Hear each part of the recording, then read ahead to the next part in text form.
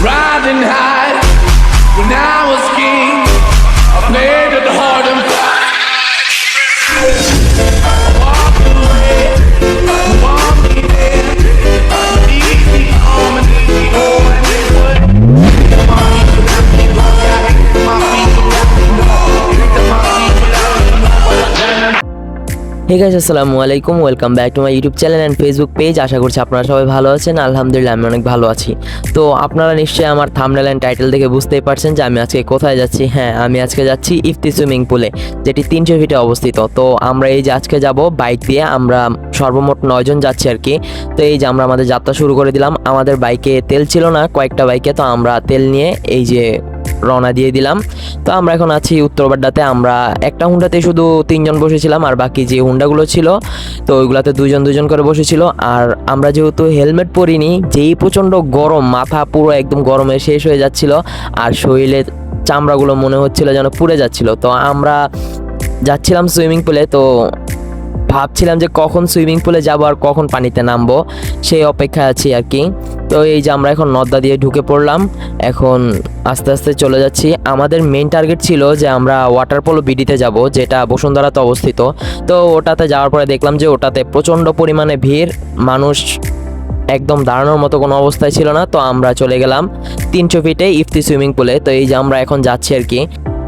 তো যারা যারা ইফতি সুইমিং পুল চিনেন না বা অথবা কোন দিক দিয়ে যাওয়া লাগে সেই সম্পর্কে কোনো ধারণা নেই, তো আমার এই ভিডিওটি দেখলে আশা করি সেই ধারণাটি আপনারা পেয়ে যাবেন। তো আমরা এখন নদ্দা দিয়ে হয়ে বসুন্ধরা হয়ে তারপর 300 ফিট হয়ে চলে যাব ইফতি সুইমিং পুলে। তো আমরা এখন এই যে ঢুকে পড়লাম বসুন্ধরা সিটিতে। তো এই যে এখানে দেখতে পাচ্ছেন এই যে পেছনে 3টা বাইক আর আমাদের বাইকটা, আমরা সর্বমোট 4টা বাইক গিয়েছিলাম। তো এই যে আমরা বসুন্ধরাতে ঢুকে পড়েছি। বসুন্ধরা এরিয়াটা খুব সুন্দর, এইখানে পরিবেশ অনেক ভালো, আমার অনেক ভালো লেগেছে যখন যাচ্ছিলাম আর কি। তো ফিল নিতে নিতে যাচ্ছিলাম।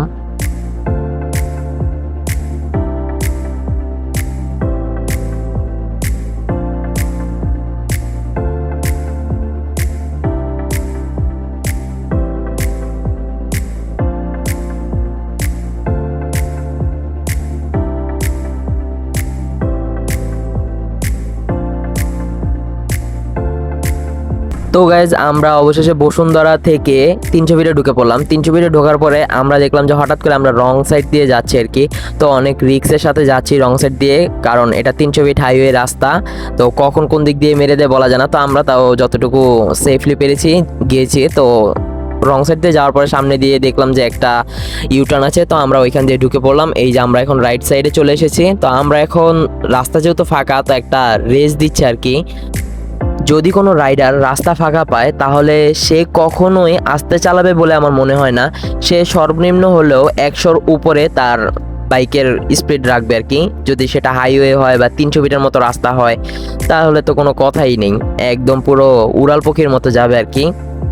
আমাদের গাড়ির স্পিড রেখেছিল 90-95-এর মধ্যে, কারণ পিছনে যে গাড়িগুলো ছিল সবগুলোর সাথে সামঞ্জস্য রাখার জন্য 90-95 স্পিড রাখা হয়েছিল। এই কাঠফাটা রোদের মধ্যে আমরা যাচ্ছিলাম আর কি ইফতি সুইমিং পুলে। তো প্রচণ্ড পরিমাণে গরম ছিল, মনে হচ্ছিল যেন চামড়া পুড়ে যাচ্ছে। তো আমি শুধুমাত্র অপেক্ষা ছিলাম যে কতক্ষণে আমি আমার গন্তব্যে যাব আর কি ইফতি সুইমিং পুলে। তো গাইস বলতে না বলতে ফাইনালি অবশেষে আমরা চলে আসলাম ইফতি সুইমিং পুলে। এই যে এইখানে আমরা এখন বাইকগুলো রাখবো আর কি। বাইকগুলো রাখার পরে এই যে ফাইনালি বাইক থেকে নেমে গেলাম। নেমে যাওয়ার পরে বাইরে একটা ভিডিও শ্যুট নিচ্ছিলাম, তো আমাকে দেখিয়ে নিলাম। এই যে তারপরে সবাইকে দেখাচ্ছি আর কি আমরা যারা যারা এসেছি। আর এইখানে আমার একটা জিনিস ভালো লেগেছে, আমি ফার্স্ট টাইম ইফতি সুইমিং পুলে এসেছি। তো এসে দেখলাম যে এখানে ইফতি সুইমিং পুলের পাশে একটি রেস্টুরেন্টও আছে, তো যারা লাঞ্চ করতে চায় তারা এখানে চাইলে করতে পারে। আর এইখানে ভেতরে আসার সময় আমরা একটি লকারের চাবি নিয়ে নিয়েছিলাম, যাতে আমাদের প্রয়োজনীয় জিনিসপত্রগুলো আমরা লকারের ভেতর রাখতে পারি সুরক্ষিতভাবে। তো এই যে এখানে অনেক মানুষ ছিল, প্রচণ্ড ভিড় ছিল। এখানে বেশিরভাগই পুরুষ ছিল, মহিলা হাতে গোনা কয়েকজন ছিল আর কি। তো এখানে সবাই দেখলাম যে অনেক এনজয় করছে, আর যারা সাঁতার পারে না তারা আমার মতো টিউব নিয়ে আর কি করছে। তো এই যে আমি অবশেষে নেমে পড়লাম, আস্তে আস্তে করে নামছি। তো নামার সময় আমার সাথে এই যে আমি এখন পড়ে গিয়েছিলাম, আমার সাথে অনাকাঙ্ক্ষিত দুর্ঘটনাটাই ঘটে গেল আর কি, কারণ প্রথমবার নামলাম তো তাই। এই যে আমি একটি ডুব দিয়ে দিলাম, ডুব দেওয়ার পরে আমার চশমাটি খুলে আমার হাতে এসে পড়েছিল। তো এই যে আমরা এখন সবাই এখানে এনজয় করছি, আমরা সবাই পানিতে নেমে গিয়েছি।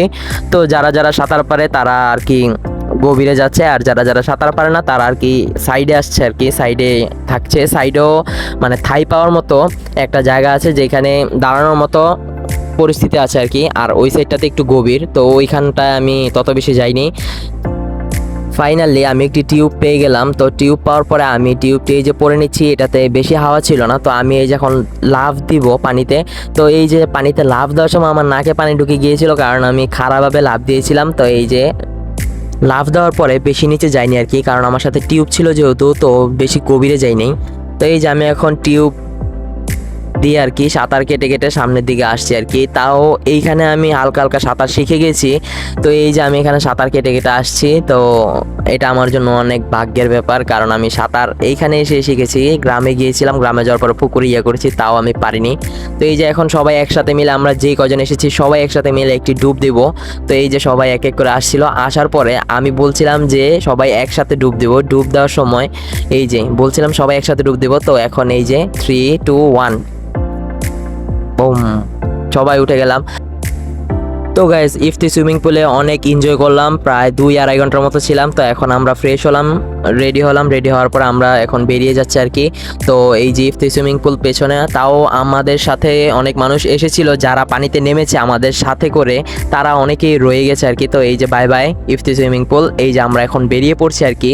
তো এখন আমরা এই যে চারটা বাইক সামনে 2টা আর আমরা একটাতে, আর পিছনে আর একটা। তো সবাই মিলে চলে যাচ্ছি আর কি। আমরা ভেবেছিলাম যে আমরা যখন এসেছি আর কি তখন কাঠফাটা রোদ ছিল। তো আমরা ভেবেছিলাম হয়তো আমরা বিকাল টাইমে যেহেতু যাচ্ছি, বিকাল টাইমে রোদ একটু কম থাকবে। তো আকাশের দিকে দেখলাম, ওয়েদার দেখলাম, সব কিছু মিলিয়ে দেখলাম যে রোদ ওই আগের মতোই। তো আমরা আস্তে আস্তে বেরিয়ে পড়লাম আর কি। এই যে এখন আমরা বাসার দিকে যাচ্ছি আর কি। আমরা যেহেতু এখানে 2-2.5 ঘন্টার মতো পানিতে লাফালাফি করেছি, তো আমাদের অবশ্যই পেটে অনেক খিদা লেগেছে। আমরা ইফতি সুইমিং পুলে গিয়েছিলাম মেইনলি 2টার দিকে। আমরা 2টা থেকে 4:30 পর্যন্ত পানিতে লাফালাফি করেছি, এনজয় করেছি। তো আমরা এখন মানে 5টা বাজে আর কি, ফ্রেশ হতে হতে রেডি হতে হতে সব কিছু মিলে 5টা বেজে গেছে। তো আমরা এখন 5টার দিকে বেরিয়ে পড়লাম। তো আমরা এখন বাসার দিকে যাচ্ছি আর কি। আমরা এই যে 300 মিটার রাস্তা ধরেই যাব আবার বসুন্ধরার দিক দিয়েই। তো এইখানে যাওয়ার সময় দেখলাম যে বসুন্ধরা গ্রুপের মালিকের বাড়ি, যেটা হলো সায়েম সোবান আনবিরের বাড়ি, যেটা কিনা 1000 কোটি টাকা দিয়ে তৈরি করেছে উনি। তো এখানে যাওয়ার সময় আমরা বাড়িটি খেয়াল করলাম। তো খেয়াল করার সময় আমি ভাবলাম যে কেননা একটু ভিডিও করে নেওয়া যায়। তো এই যে আস্তে আস্তে আমরা সামনের দিকে যাচ্ছি, তখন আমার ছোট বোনের জামাই বললো যে বাড়িটার সামনে, এটা এইখানে না। তো আমি এখান থেকে কিছু দৃশ্য নেওয়ার ট্রাই করলাম। তো আমরা এখান থেকে আস্তে আস্তে সামনের দিকে যাচ্ছি আর কি, আর আপনাদেরকেও বাড়িটি দেখানোর চেষ্টা করব। এই যে আমরা চলে এসেছি সেই কাঙ্ক্ষিত বাড়িটির দিকে। এই যে লক্ষ্য করলে দেখবেন যে সামনের দিকেই এই বাড়িটি সায়েম সোবান আনবিরের। তো এই বাড়িটি অনেক সুন্দর একটা বাড়ি। আমি সোশ্যাল মিডিয়াতে দেখেছিলাম ড্রোন শট থেকে, বাড়িটি অনেক সুন্দর আর কি। যেহেতু 1000 কোটি টাকা দিয়ে বাড়িটি নির্মাণ করেছে, সেহেতু বাড়িটি তো ওই রকম হবেই সুন্দরের দিক দিয়ে। তো এই যে এটা হলো সায়েম সোবান আনবিরের বাড়ি, এখান থেকে শুরু। আর শেষ কথা সেটাও আমি আপনাদেরকে দেখিয়ে দিচ্ছি। একটু পর পর আমার ফোনের ক্যামেরাটা ব্লার হয়ে যাচ্ছিল, তো এটা একটা প্রবলেম আমি ফেস করলাম। ভিডিও শ্যুট করার পরে দেখলাম যে এটা এরকম হচ্ছে আর কি। তো আমি এর জন্য এক্সট্রিমলি সরি। বলতে না বলতে আমরা চলে এলাম আমাদের এলাকায়। আমাদের এলাকা হলো গুদারাঘাট। তো এখানে নয়ন বিরিয়ানি হাউস নামে একটি রেস্টুরেন্ট আছে, যেটা কিনা অনেক বিখ্যাত আমাদের এলাকায়। তো আমরা এখানে চলে এলাম। আমরা এখানে সবাই মিলে কাচ্চি খেলাম আর কি, অনেক মজার ছিল কাচ্চিটা। আমরা 2টা টেবিল নিয়েছিলাম, একটা টেবিলে বসেছিল 6 জন, আর একটা টেবিলে আমরা 3 জন বসেছিলাম। এই যে বাকি 2 জন, আর এই যে আমি, আমাকে একটু দেখিয়ে নিলাম। এই যে আমার কাচ্চি চলে এসেছে।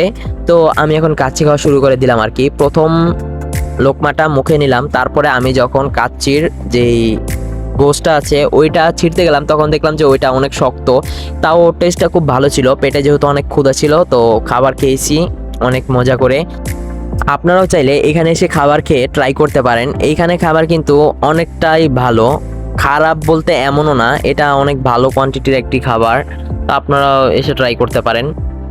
এই নয়ন বিরিয়ানি হাউসটির লোকেশন হচ্ছে গুলশান 1 গুদারাঘাট বাজারের পাশেই আর কি।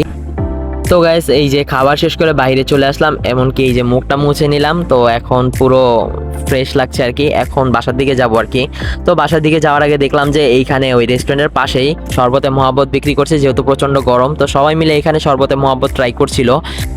তো গাইজ আমার আজকের এই ভিডিওটি এই পর্যন্তই। আশা করছি ভিডিওটি আপনাদের ভালো লাগবে। ভালো লাগলে আমার ইউটিউব চ্যানেলটি সাবস্ক্রাইব করে পাশে থাকবেন এবং ফেসবুক পেজটি ফলো করে আমার সাথেই থাকুন। ধন্যবাদ সবাইকে। আল্লাহ হাফেজ।